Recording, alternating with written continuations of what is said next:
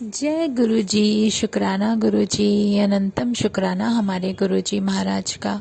ओम नमः शिवाय, शिव जी सदा सहाय। ओम नमः शिवाय, गुरु जी सदा सहाय।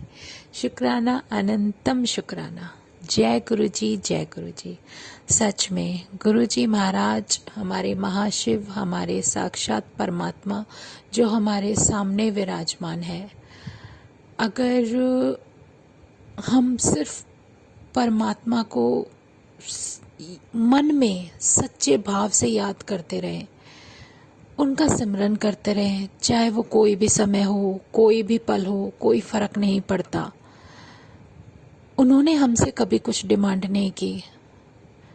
जो हमें अच्छा लगता है, जो हमारे अंदर से भाव निकलते हैं, हम उसी तरह से उनको पूजते हैं।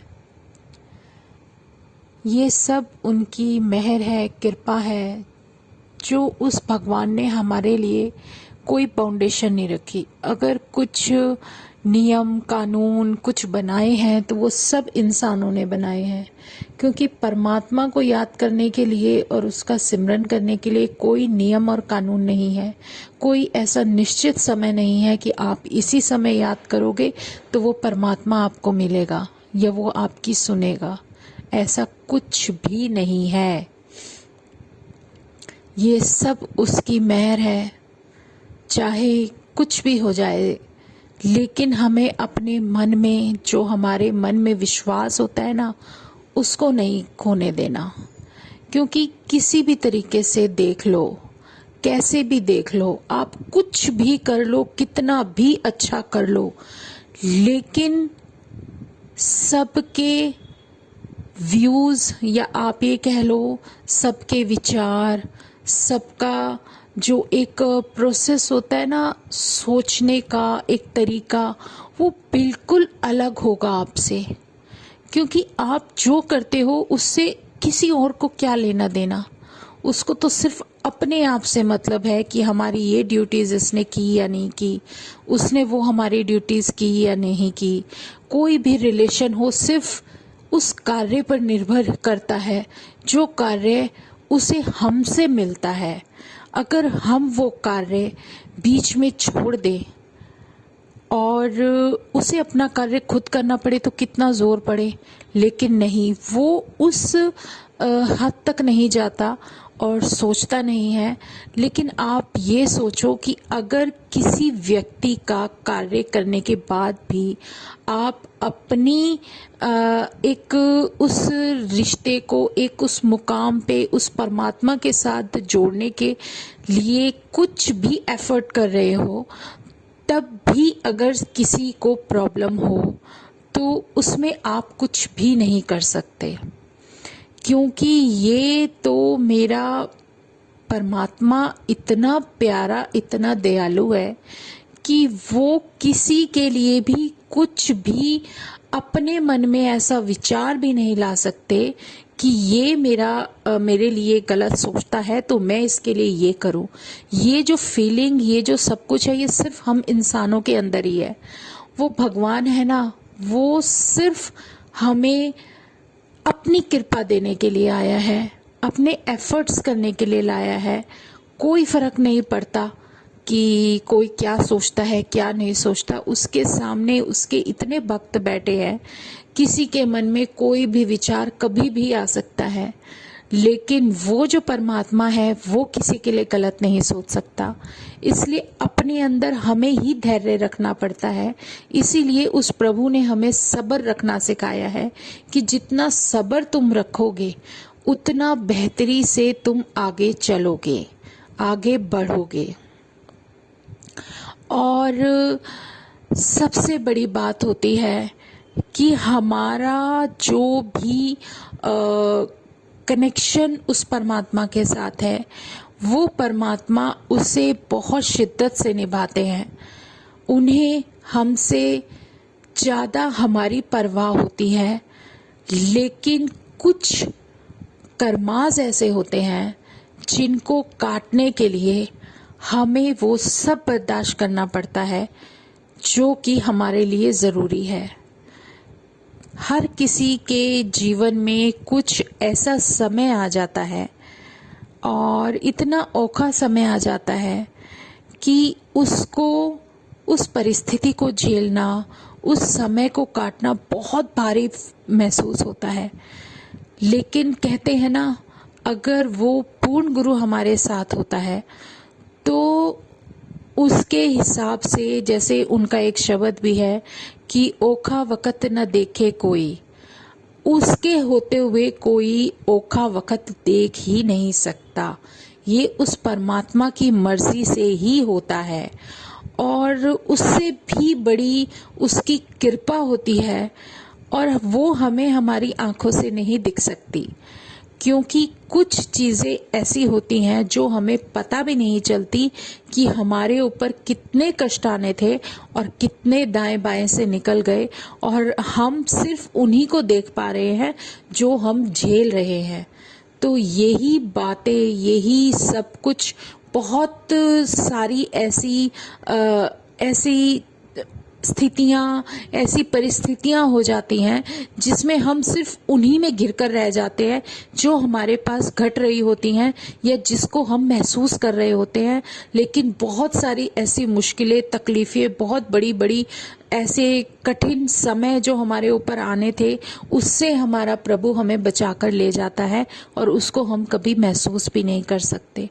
लेकिन हमें बर्दाश्त करना है, हमें हर चीज़ के लिए सब्र रखना है, हमें अपने अंदर वो ताकत फील करनी है, क्योंकि एक वो परमात्मा ही ऐसा है जिसको हम अगर याद करते रहे तो वो हमारे अंदर की शक्ति बन जाता है। और अगर आप इससे ज़्यादा अटैचमेंट किसी इंसान से रखोगे तो वो आपके जीवन की सबसे बड़ी कमज़ोरी बन जाता है, जो कि आपको अपने हिसाब से उसी तरीके से चलाना चाहेगा जैसे वो चाहता है।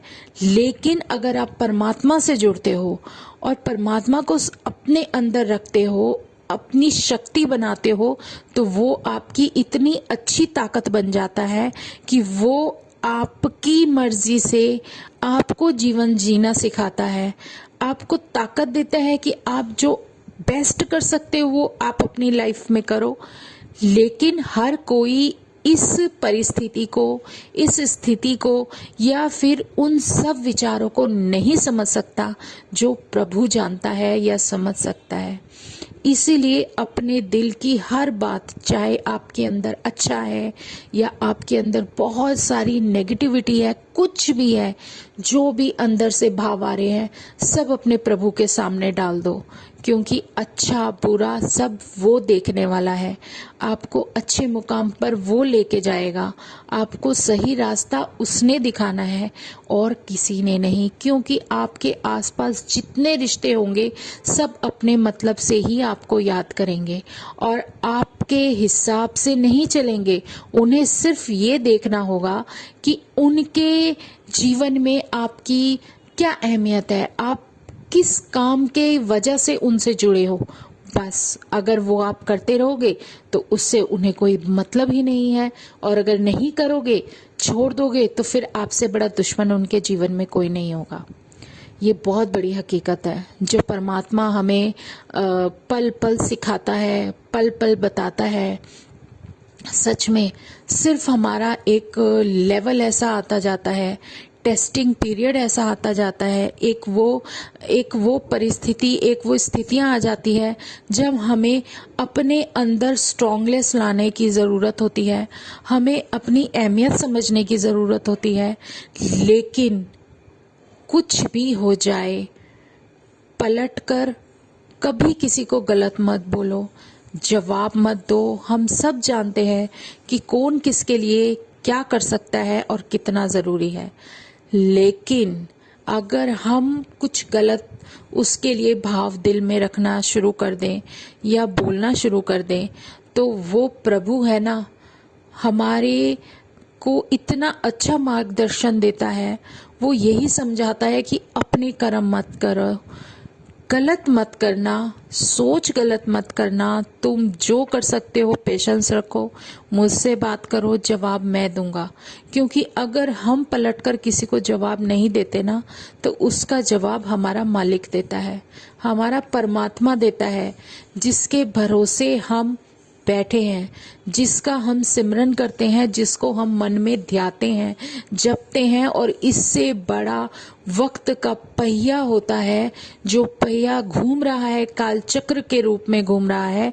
हर किसी का समय आता है संगत जी। कोई ऐसा व्यक्ति इस दुनिया में नहीं बना, आज तक कोई भी ऐसा नहीं बना जो अपना कर्म करे और उसे भोगना ना पड़े। इसलिए अपने कर्मों पर ही ज्यादा ध्यान देना है। बाकी संभालने वाला वो भगवान, वो प्रभु बैठा है। हमें किसी को गलत नहीं बोलना, ना अपने मन में गलत रखना। अपने आप को एक सीधे ट्रैक पर लेकर चलो, क्योंकि बहुत से जब आप इस स्थिति में आ जाते हो कि आप अपने परमात्मा को याद करते हो, ध्यान करते हो, कोई भी कार्य कर रहे हो लेकिन उसका सिमरन आपके साथ है, तो बहुत हद तक कोशिश ये रहेगी, उस काल की कह लो या किसी भी परिस्थिति की कह लो, कि वो दलदल, वो कीचड़ आपको अपने पास दोबारा घसीटने की कोशिश करेगा। लेकिन आपको उसमें नहीं फंसना है, आपको सिर्फ आगे बढ़ते जाना है। लेकिन अपने अंदर एक ऐसा धैर्य और पेशेंस रखना है कि जो बर्दाश्त करना पड़े कर लो, कोई फर्क नहीं पड़ता। उस परमात्मा के लिए हम कुछ भी बर्दाश्त कर सकते हैं, क्योंकि जब वो हमारे लिए सारे कष्ट अपने ऊपर लेकर बैठे हैं, तो क्या हम इतना भी नहीं कर सकते? सिर्फ हमें उसका सिमरन और नाम जप और उनके प्रति प्रेम, अपने जो प्रेम भाव हमारे दिल में होगा, जो सच्चे भाव हमारे दिल में होंगे, वही हमें बचा सकते हैं। तो शुक्राना है हमारे गुरुजी महाराज का। एक बहुत प्यारा प्रसंग याद आ रहा है संगत जी, जो गुरुजी ने सिखाया है, वो मैं आप लोगों के साथ जरूर शेयर करूंगी। ये बहुत ही प्यारा है, ध्यान से सुनना, कि मतलब भगवान कैसे आपके सब्र की परीक्षा करते हैं या कैसे आपकी मदद करते हैं। ये तो एक छोटा सा एग्जाम्पल है। कर्म तो देखो हमारा जब तक टाइम पीरियड है, हमें सब कुछ बर्दाश्त करने का, झेलने का, वो तो हमें करना ही है। लेकिन ये एक प्रसंग है बहुत प्यारा, वो मैं आपके साथ शेयर करती हूँ। एक पंडित जी थे, बहुत ही मतलब अच्छा पढ़ते थे, और एक मंदिर में उनकी ड्यूटी लगती थी कि वहां जाकर प्रवचन करना है, या जो भी वो रामायण जो पाठ करते थे वो सुनाना है। तो वहां पर जो भगवान जी बैठे थे, वो सामने साक्षात विराजमान थे। हनुमान जी थे, राम परिवार था, सारे प्रभु थे, जितने रूप भगवान के, जितनी ज्योतियों के दर्शन है। तो वो प्रॉपर मंदिर में जाते थे पाठ करने। तो उस मंदिर में वहां कोई नहीं आता था, बहुत कम लोग होते थे जब वो पाठ करने बैठते थे। तो वो पाठ करते थे और सिर्फ वहां सुनने वाले होते थे भगवान, और कोई नहीं। तो एक बार जब वो पाठ कर रहे थे, तो 1 साल हो गया, कोई नहीं आता था, लेकिन उन्होंने अपना नियम नहीं तोड़ा। उन्हें ये परवाह नहीं थी कि मुझे कितना खाने को मिल रहा है, मैं बहुत ज्यादा, मतलब उनके अंदर लालच नहीं था। उनके अंदर एक धैर्य था, तसल्ली थी कि जो प्रभु दे रहा है, जो भी दे रहा है, वो मेरे लिए बहुत है। तो क्या होता है कि एक वहां पे बहुत बड़े सेठ जी होते हैं जिसको आज के टाइम में आप बिजनेसमैन कह सकते हो। वो आना शुरू करते हैं, तो वो सुनना शुरू कर देते हैं। उन्हें कुछ अच्छा लगने लगता है कि हाँ पंडित जी बहुत अच्छा बोल रहे हैं, तो वो सुनने लग जाते हैं। तो 2 वर्ष हो जाते हैं करते करते। उनकी पत्नी भी बीच में उन्हें समझाती है कि आप उन लोगों को सुनाओ जो आपको कुछ दक्षिणा दे सके। आप कहाँ इधर मंदिर में खाली अकेले बैठ के पाठ करते रहते हो। लेकिन वो पाठ करते थे, तो उन्हें ये तसल्ली थी कि मेरा पाठ मेरा भगवान सुन रहा है, बस मुझे और किसी से कोई मतलब नहीं। तो ये सब करते हुए संगत जी इसके बाद वो पाठ पूरा होता है और पंडित जी अपने घर जाते हैं। तो वो सेठ जी पाठ पूरा होने से 1 दिन पहले की बात है, सेठ जी पहले से पहले ही भाग जाते थे कि कहीं मुझे इन्हें कुछ देना ना पड़ जाए, है ना, कि भाई कुछ मेरे मतलब वो देखो बिजनेसमैन थे, सेठ जी थे, पाठ थे। जैसे कई बार सोचता है ना, अरे यार क्या इनको मतलब क्या दक्षिणा दूंगा, तो वो इस टाइप के थे कि वो नहीं देना पसंद करते थे, तो वो पहले ही चले जाते थे। और क्या हुआ, एक दिन वो गए नहीं थे, वहां बैठे थे, तो वहां पर जो है पंडित जी जो है पाठ करके चले गए, और सेठ जी कुछ सोचते हुए बैठे रह गए वहां। पंडित जी को कोई लालच नहीं था, इसलिए उन्होंने उससे कोई बात नहीं की और वो अपने घर चले गए। तो वहां पर जो भगवान विराजमान थे ना, आप उनकी कन्वर्सेशन सुनो कि उन्होंने ऐसा कुछ डिस्कस किया आपस में। जो भगवान थे उन्होंने वहां पे बजरंग बली भी बैठे थे, क्योंकि देखो जो हमारे बजरंग बली है ना, वो एक अकाउंटेंट का काम करते हैं हर किसी के अकाउंट का। कोई ऐसा व्यक्ति नहीं है धरती पर जिसका अकाउंट बैलेंस उन्होंने नहीं संभाल रखा। ये सब हमारे परमात्मा ने ही हमें सिखाया है, बताया है कि वो अकाउंटेंट होते हैं। भगवान शिव के जो भी करता धरता होते हैं वो अकाउंट बैलेंस रखते हैं। तो भगवान ने उनसे कहा कि ये जो ब्राह्मण है ये रोज हमें कथा सुना के जाता है, तो इसके लिए हमें कुछ करना चाहिए। तो वो कहते हैं, हाँ जी महाराज, जैसे आपकी आज्ञा, बताइए प्रभु क्या करें। कहने लगे ये तो वैसे मतलब अपना मन मर्जी का है, इसको कोई लालच तो है नहीं, फिर भी इसको हमारी तरफ से 2,000 रुपए का भुगतान करवा दो। तो हनुमान जी बोलने लगे, हाँ जी जरूर प्रभु, जो आपकी आज्ञा, इसको 2,000 रुपए दे दिए जाएंगे। और सेठ जी ये सुन रहे होते हैं, तो ये देखो प्रभु की लीला, वो जानबूझकर ये सब कर रहे होते हैं। तो सेठ जी सुन रहे होते हैं और वो कहते हैं कि मन में सोचते हैं, उन्हें लालच आ जाता है, यार मैं इनसे पहले जो भगवान उनको देने वाले उससे पहले ही उनके साथ कुछ ना कुछ ऐसा कर लेता हूँ कि ये प्रॉफिट मुझे मिल जाए।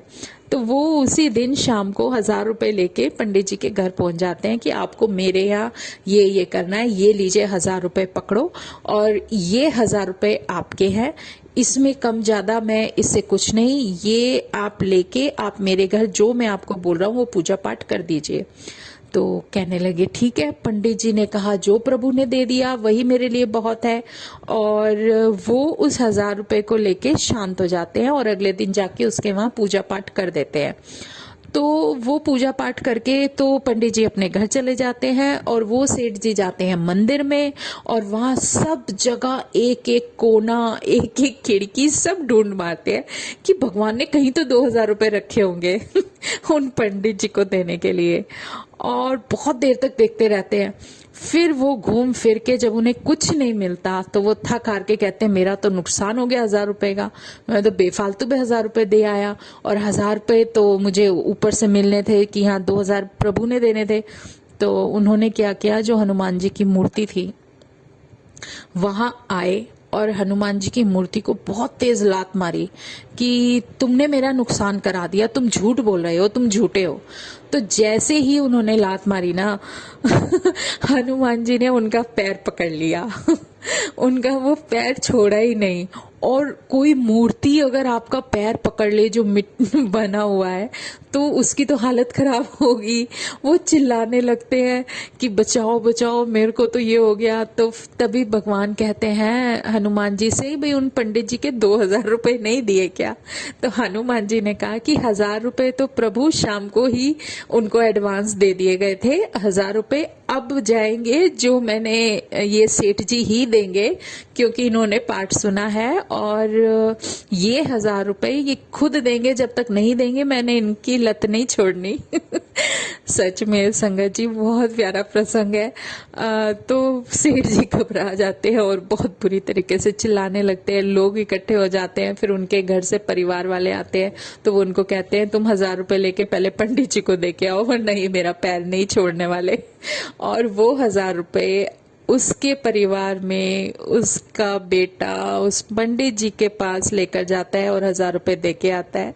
वो 2,000 का अमाउंट जो भगवान ने फिक्स किया था वो किसी भी तरीके से दिया, उन्होंने उसको दे दिया, और पंडित जी का पैर छूट जाता है। मतलब सेठ जी हैरान हो जाते हैं कि प्रभु ने ये क्या लीला रची है, और तब जाके हनुमान जी उनका पैर छोड़ते हैं। मतलब पूरी स्टोरी में एक है क्या, मतलब प्रभु किसी ना किसी को तो जरिया बनाते हैं कि आप अगर किसी के लिए देनदार हो तो वो चीज जो आपके भाग्य की होगी ना, वो आपको मिलेगी ही मिलेगी। उससे कोई नहीं रोक सकता अगर भगवान की इच्छा है। और जो चीज आपकी नहीं है वो आपके पास किसी कीमत पर भी नहीं आएगी, चाहे वो किसी से आपने जबरदस्ती ली है या धोखे से ली है या लालच से ली है। अगर वो लिया है तो वो आपके पास से किस तरीके से निकल जाएगा उसकी मर्जी के अनुसार ही होता है। वो परमात्मा है ना सबका लेन देन का हिसाब रखने वाला, वो अपने आप रखता है। कहते हैं ना परमात्मा की लाठी में आवाज नहीं होती, इसीलिए कहा जाता है कि वो प्रभु कर्मों के हिसाब से ही आपको देता है, और आपके कर्म अच्छे होने चाहिए। इसीलिए वो कहते हैं अपनी सोच अच्छी रखो, कम से कम जिस पर आप दया करके कुछ अपने हाथ से कर सकते हो कर दो। इसके अलावा आपके पास है क्या, आप खुद इस धरती के नहीं हो। कब आपके प्राण पखेरु उड़ जाएंगे, ये शरीर भी आपका नहीं है, किस लिए हाय तौबा मचा के रखते हो। कम से कम जो जीवन प्रभु ने दिया है, जो सांसें प्रभु ने दिए हैं, शांति पूर्वक सिमरन करते हुए, अपने मन में अच्छे भाव लाते हुए, और ये जो जीवन तुम्हें मिला है ना, इसका सही उपयोग करते हुए अगर किसी के थोड़ा बहुत भी काम आ सकते हो तो काम आ जाओ। इसमें बुराई क्या है। अगर किसी की मदद के लिए तुम्हारे मन में कोई बात आती है तो ये उस ईश्वर का ही संकेत होता है कि वो तुम्हें कह रहा है कि इसकी मदद कर दो। तो इसमें गलत क्या है। तो ये छोटी छोटी चीजें, इतने प्यारे प्यारे प्रसंग परमात्मा हमें सुनवा देते हैं, बड़ा अच्छा लगता है। तो इससे हमें कुछ सीख ही मिलती है हमारे जीवन के लिए। तो शुक्राना हमारे गुरुजी महाराज का, जो उन्होंने इतनी अच्छे अच्छे लेसन इतने प्यार से सिखा दिए। तो जय गुरुजी, शुक्राना गुरुजी। आज हम अपने भाव को बस यहीं सीमित करते हुए सत्संग पर विराम करते हैं। कल फिर अपने प्रभु का गुणगान करेंगे। हमारे महाशिव, हमारे पूर्ण गुरु, इतने प्यारे जो हमारे सामने विराजमान है, वो अपने आप हमारे जीवन को किस मोड़ पर, किस सच्चे रास्ते पर लेकर जाते हैं, हमें क्या क्या समझाते हैं, ये सब हमारे ऊपर उनकी बहुत बड़ी कृपा और ब्लेसिंग है। शुक्राना हमारे गुरुजी महाराज का, अनंतम शुक्राना। तो ओम नमः शिवाय, शिवजी सदा सहाय। ओम नमः शिवाय, गुरुजी सदा सहाय। शुक्राना शुक्राना, अनंतम शुक्राना। जय गुरुजी।